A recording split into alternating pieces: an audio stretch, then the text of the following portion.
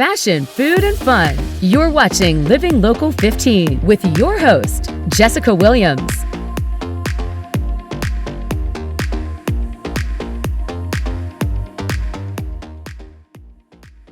Good morning and welcome to Living Local 15. I'm Jessica Williams. Thank you so much for joining me. On today's show, we have amazing guests because we're going to show you how to prepare for Thanksgiving Day. Chef Laura is going to show us how to make Thanksgiving dinner. Chef Brittney is going to show us how to decorate a beautiful fall cake, and we learn from the rescue mission about the opportunities to feed the homeless on Thanksgiving Eve. It's going to be a great show. And I'm so excited because my parents are coming into town to Fort Wayne from Dallas, Texas for the first time to spend Thanksgiving with me. My parents are my heart and my soul, and I am so excited they get to come and see this beautiful city. So if we are out and about, please say hello. And if there's places I should take them, then let me know. We'll see you after the break. Follow us on social media at Living Local 15.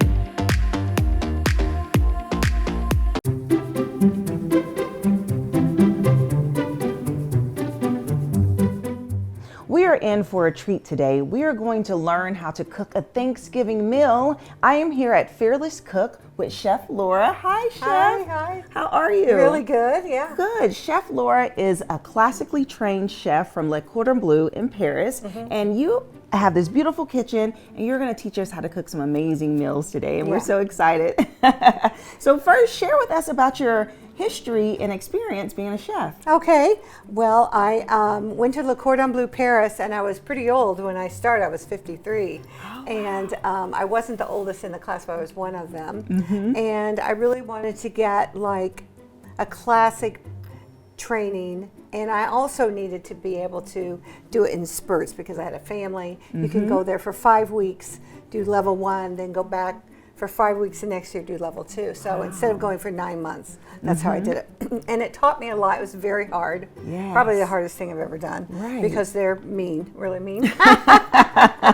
But anyway, but now we're going to do an American meal. And I'm just going to show you some little tricks that some people may know and they may not know. Yes, well, I'm excited. So where are we going to start? So we're just going to start with Brussels sprouts because, you know, Brussels sprouts is having its day. I love Brussels sprouts. It's having its day. I love that. So here they are. These are called petits choux in French, and which means little cabbage. And so when you get it, you're going to want to cut the end off and take off the outside couple leaves, okay? Okay. So let's see. So you want to do one? Yes. So you've got a good knife skills there. Oh, thank you. Okay, so cut it and then there's a little leaf. Now this is amazing. I absolutely love to cook, Chef. I love to. You should tell your story. I know. I love to cook. I used to be in culinary arts in high school and have just always stayed in the kitchen, cooked with my mom. My mom has taught me so much, and I love cooking from scratch. Well. Yeah. So when you open it up, you see this stem. Sometimes I cut some of them out, and sometimes I don't. Okay, that tough part, right? Yeah, it's the tough part. And so cut it in half like that, and then cut the tough part out. That's what I do. That's amazing. So then we're just going to spread it on our pan, and remember that they're going to shrink. Right. So you want it spread. So use a big enough pan, and we have a small amount, and we're going to put it under the broiler. Okay. I'm going to throw on just a little bit of olive oil so it doesn't get super dry. Okay. And do you spray the pan also? No, I didn't. No, I don't. Okay. I don't use too much of that spray. Not that there's anything wrong with it, but I just like butter and olive oil better.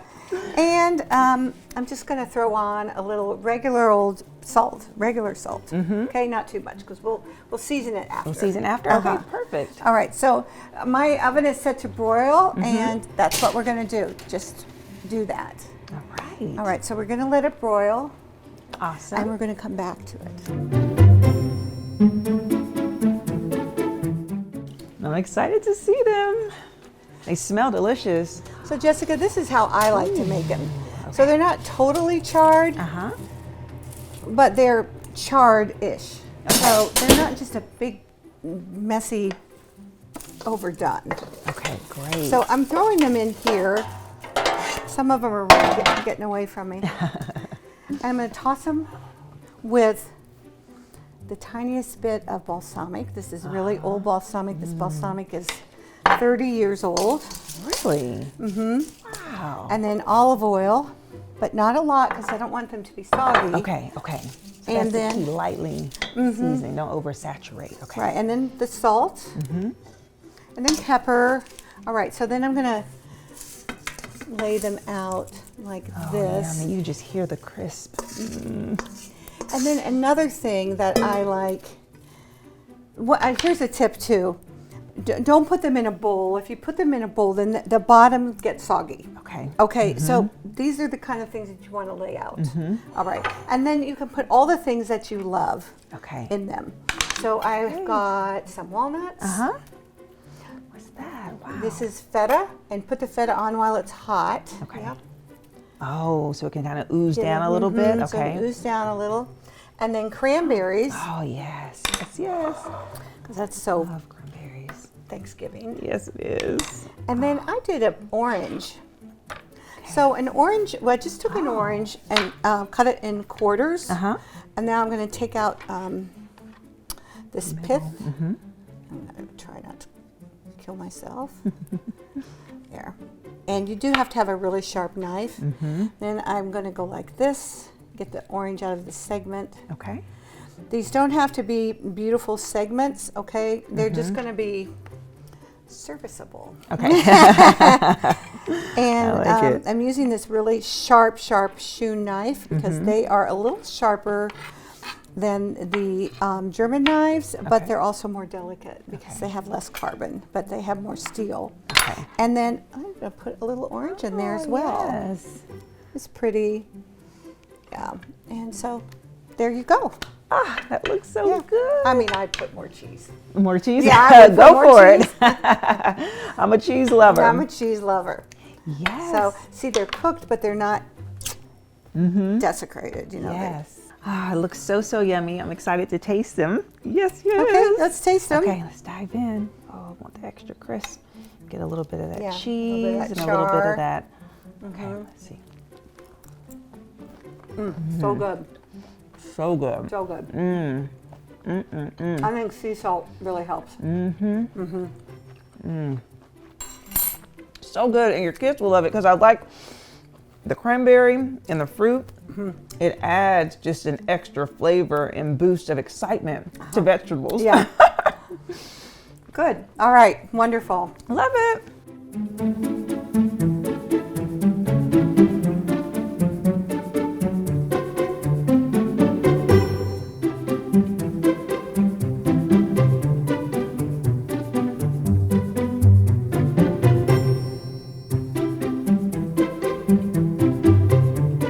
Go to the Living Local 15 page on WANE.com for recipes from the show, to watch a segment again, and to get information on products and services featured on Living Local 15.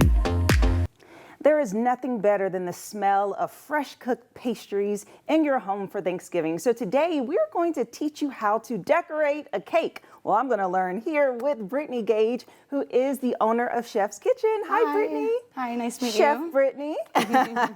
How are you? I'm very well. How are you? Doing well, thank you. Well, you do the most beautiful cake work, so I'm so excited that you are here to show me how to decorate a cake. Thank you. Thank you. I've been doing it for a long time. Yeah, so let's talk about that for a moment. Tell me about your experience being a chef and how long you've had your company. Okay, so I've been cooking since I was 15 years old, old enough to actually work with knives and stuff. Right. I mean, back then it was. So I've been cooking throughout my career. I worked at Joseph DeQuy, the Hilton, Story Point, and I decided, why not make my own brand, you know? So I came up with Chef's Kitchen back in March of this year, and it's been a great 8 months. Yes, congratulations. Thank you. So what are we going to decorate today? Okay, so we've got a 6-inch chocolate, devil's food chocolate cake, which is my most popular flavor. And then we can cut out leaves with our rolled out fondant here. So that is what I'm gonna have you do. Okay, perfect. So you're first going to cut and then press down on this button to stamp that texture in. Yeah, so tell us, what is fondant? So fondant is, you know, sugar, corn syrup, egg whites. Some people will use it with melting marshmallow as for an easier fondant. And while you do that, I am going to go ahead and put the icing on the cake. Okay. We're going with kind of a marbled look today. Okay. So what I'm gonna start doing, so you wanna, if you're doing a marbled look, you wanna always do the same colors of the same family. Okay. So oranges, reds, yellows. If you wanted to do purples and blues, you know, you'd stick within that range so it doesn't just turn brown. Okay. So when I do my icing, I like to fit it right like that, twist it, and then I like to twist that around my finger so it gives even more depth of control when you're piping. Okay. Okay. So, and because we're gonna do kind of like a rustic, we're just gonna start piping just in different areas so that way we can get that different color scheme going throughout the cake without it looking too, you know, mechanical. Right. So I'm just doing different bouts of color. There's no right or wrong way to do it. So you see how I've just kind of got a good combination of all of these colors swept throughout. So then now what I'm going to do is take my scraper and smooth it out. Now there's tons of different kinds of scrapers that you can use. This one's metal I like because you can run really hot water on it and it smooths them very easily. Okay. So what I do is take my cake. This is gonna sit right up on the edge. And what I like to do is take my hand all the way over past the point where I'm starting, so that way you don't get those little lines in between. So we're just gonna keep that steady and slowly smooth that around. Wow, look at that. Oh. So then it kind of creates secrets. We're getting a this good marbled look here. Yeah. And then you can take your spatula, put it closer to the tip of where you need more icing to be. So we're gonna put a little bit more up here, maybe more right here, and then we're just gonna smooth again. And you don't wanna smooth so many times that your colors are just gonna run together. Right, okay, okay. And then I'm gonna reach over and grab a spatula for the top. Okay. So the top, we still wanna do the same thing. So kind of just mixing it in. Very nice. Smoothing it out. That you can add to those spots that maybe didn't get fully colored before. So because it seems like people can really do this fairly quickly. It doesn't take as much time as one would think, like, oh, I have to decorate a fancy cake. And now I did come with this already crumb coated. So what that means is I've stacked the cake and then I put a very thin layer of icing on just to keep all of those cake crumbs from coming out into your final coat of icing. Okay. So I'm just taking my little spatula now and kind of smoothing out the bottom, smoothing out the top. And over here, these are the leaves that are coming together so nicely after they are all cut up. And so easy to press through and to peel them off. So then we've got our sides nice and clean now. So then we want to pipe a border, right? You're going to start going up and then down, up and then down, up and then down. Oh, wow. Okay. So then on top, I think that we should do some rosettes. Yes. Okay, so a rosette, what you want to do is start very straight up top and then start pressing down and going in a circle at the same time. Okay.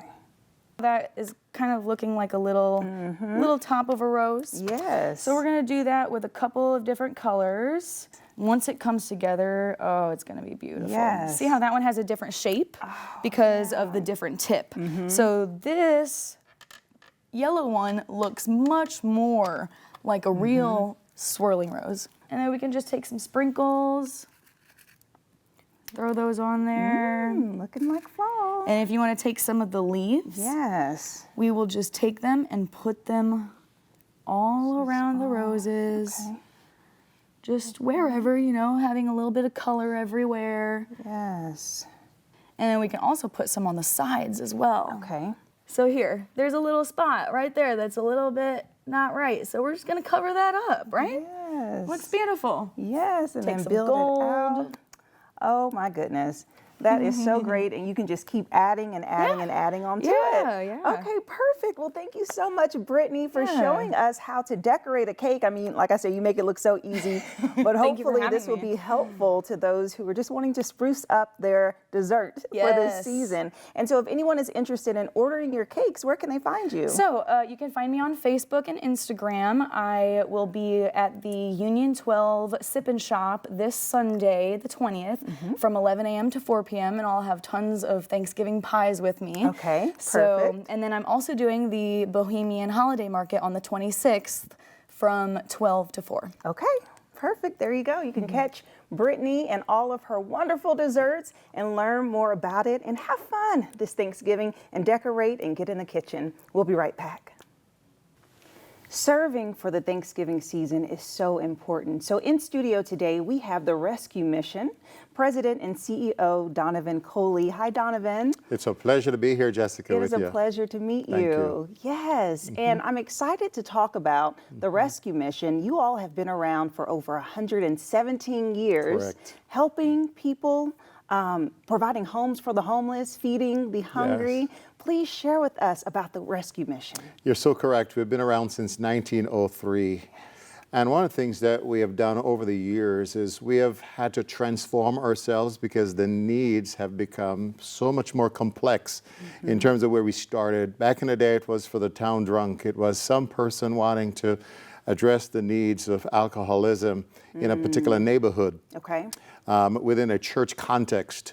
But because things have become so sophisticated right now and the context has changed, the culture has changed, we've had to adapt. And so we're addressing the issue of trauma, addictions, and mental illness in a comprehensive manner. And so we exist primarily to take care of the most vulnerable in our community.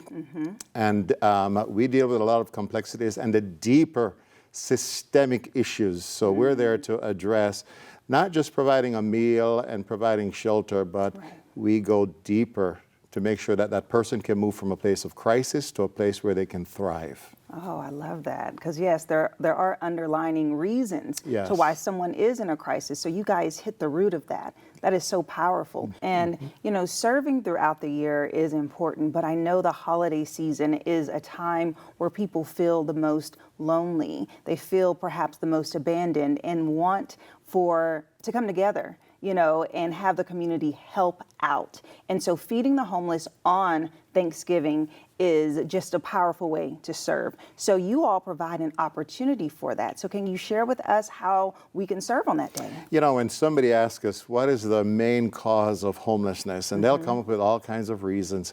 But it is when somebody loses the healthy support systems in their lives. And so that leads to loneliness, you know, feelings of abandonment. And so we have a little mantra at the Rescue Mission that says, hope begins with a meal.